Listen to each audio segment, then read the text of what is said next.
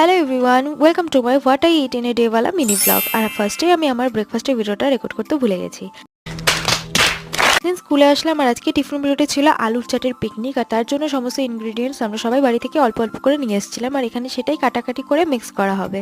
তো কাটাকাটি হয়ে গেছে আর এখানে মিক্স করা হচ্ছে, বাট মিক্স করার জন্য কোনো রকমের হাতা বা চামচ কিছু আনা হয়নি, তাই জন্য ফার্স্টে এভাবেই করা হচ্ছিল। দেন এভাবে ভালো লাগলো না, তারপর চাকু দিয়েই আবার ঘাটানো হলো। আর এই হলো ফাইনাল রেজাল্ট আমাদের আলুর চাটের, যেটা খেতে খুবই টেস্টি হয়েছিল। দেন স্কুল থেকে বাড়ি আসলাম আর এই আলু ভাজাটা করলাম, এটা দিয়ে আজকে লাঞ্চটা করলাম। স্কুল থেকে বাড়ি আসার সময় নুসরাত ম্যাম আমাকে এই লিচি রিংটা কিনে দিয়েছিল, যেটা আমি লাঞ্চের পর খেলাম। আর তখনই আমি সেই দোকান থেকে এই পান চকলেটগুলো কিনেছিলাম, যেটা এখন আমার কারেন্ট ফেভারিট চকলেট হয়ে গেছে।